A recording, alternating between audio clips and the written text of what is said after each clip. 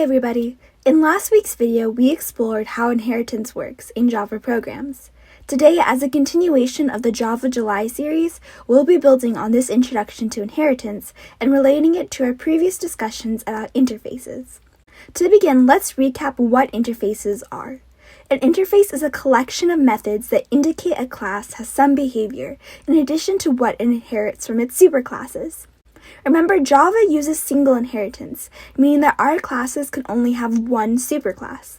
While last week we learned the benefits of the single inheritance structure, it's important to note that such a design can still be restrictive, especially when similar behaviors need to be duplicated across different branches of the class hierarchy. For example, let's say we want to represent the animal kingdom through classes.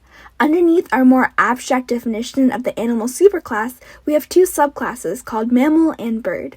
We define the attributes of a mammal as having fur and giving milk to newborns, while those of a bird as having a beak and laying eggs. We place our respective, more specific animal classes under each of these classes, with bears and lions being classified as mammals and our sparrows and ducks as birds. But what about a platypus, which has fur, a beak, lays eggs, and feeds its young with milk? Technically, these platypi are classified as mammals, but with it having the features of a bird, we would need to combine the behaviors from both of these superclasses to form the platypus class. Unfortunately, in Java's single inheritance structure, such combinations of superclasses are not possible, and as we explained in last week's video, we cannot replace such inheritance with other OOP languages' multiple inheritance, as that hierarchical structure makes the entire class organization and method invocation even more confusing and ambiguous. Therefore, Java's solution to this drawback of single inheritance is by using interfaces.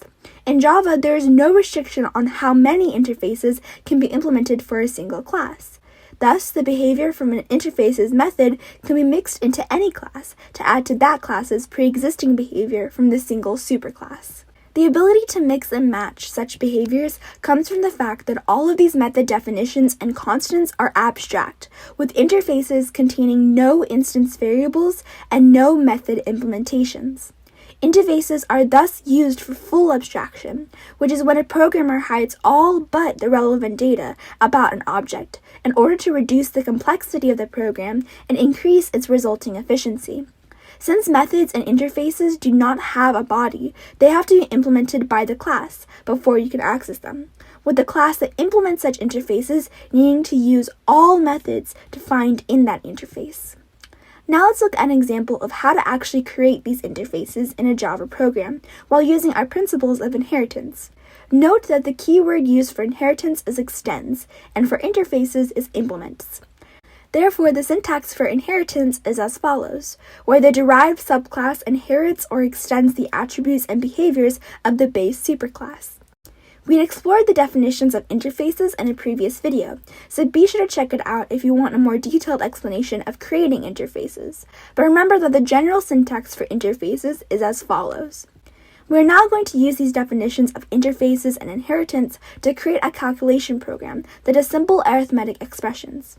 To begin, let's first create two interfaces, one for addition and one for subtraction, as follows. Next, we will implement these interfaces into a calculator class that will specify the addition and subtraction behaviors.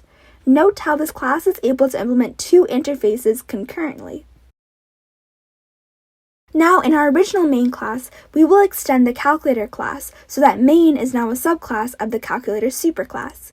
If we wanted our main class to be differentiable or distinguishable from the calculator class, we can do more complex arithmetic expressions, like multiplication and division, through these respective methods built into the main class. Now we can perform our four arithmetic operations, addition, subtraction, multiplication, and division, on our example object of the main class, passing the values of 25 and 5 respectively as the integers to perform such operations on. Note how we are able to call on the addition and subtraction methods from the superclass the same way we call on the multiplication and division methods of the subclass. When we run the program, this is what is put out to the console, with the print statements lining up with how we defined each method all the way from our interfaces down to the subclasses. The following is a flowchart of the classes and interfaces we just created, demonstrating how they interact in the program hierarchy. In today's video, we expanded on our previous discussions about interfaces and inheritance, understanding how these two programming concepts interact and how to implement such Java code. This video is a wrap-up of our discussion on object-oriented programming and class-related components in Java, and in the coming weeks, we'll be changing gears to learn more about arrays and array lists. Until then, be sure to check out my previous video on interfaces and the rest of the videos in the Java July series. Hope this helped!